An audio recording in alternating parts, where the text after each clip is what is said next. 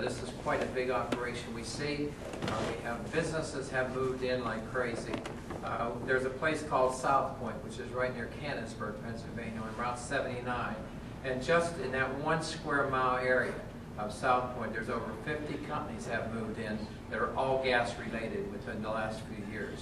And yes, to answer the question back here, the chamber has grown. It has been growing. There's over about 1,000 or so members in our chamber for the Washington County. And a lot of those are new companies that are gas companies directly, like Range Resources, Chesapeake Consul, Consolidate, and all the others. But there's a lot of the trickle down that goes on. The companies that have moved in or formed or expanded within the area.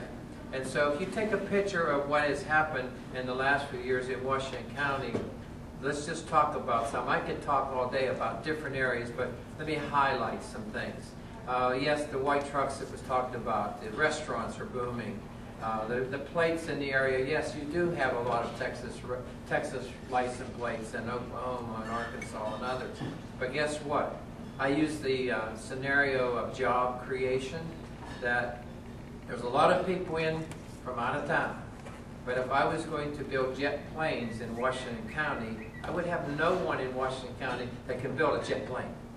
So what happens is we have brought people in from Texas and other places that are expert in what they do, the drilling, the fracking, and all the processing, the pipe welding, all the things that have gone on in the other areas of the country have moved into southwest Pennsylvania, okay? And so with that, what they have been doing is they have been infiltrating our local skilled workforce in many areas, from public relations, engineering, the welders, diesel engine rebuilders and mechanics. So if you look at the business in that area, job creation, and the businesses themselves, what do they have to do? What do you have to do if they're coming into the area? Number one, I think you have to be quick in analyzing what's there. As someone said earlier in the session, you have to know what the people need when they're coming in. But I'll use some examples. Anybody hotel business here? All right, let's talk hotel business. I'm going to use some examples of a lot, but let's use the hotel business. The hotels, you really don't have to worry too much about filling them right now, because there's a lot of outside people coming in. That's short term, and it might be 5, 10, 15 years to me. Still short term in somebody's life, maybe not mine. But one hotel, I use an example of what one of the hotel owners did. He looked at these individuals coming in that work terrible hours. I mean, one of the things that happens, it's a 24 operation, all right? People are in and out at odd times. You might have people getting up and going to work at 3, 4 in the morning. What did one hotel owner do? He saw that there was a need. How can he make sure he's full all the time? He started having breakfasts at 3, 4 in the morning, okay?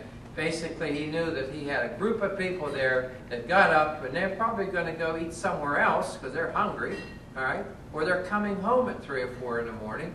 And so what that individual did was he adjusted his business, all right, to meet the needs of the gas industry. How many have like hardware products or anything like that? I mean, anyone here? One individual had a sort of a hardware business, so to speak, remodeling business, kind of catch-all, called Sunnyside Supply. All right, what happened is, saw the gas industry coming in. He said, gee whiz, these guys are working here, and women are coming in working. They need gloves, they need tools, they need a lot of different accessories. He ended up building a product line to meet what was coming in, kind of changed his whole direction of what he had as his products before. And once he got in quick, because once someone goes to somebody else, all right, it's hard to get them back.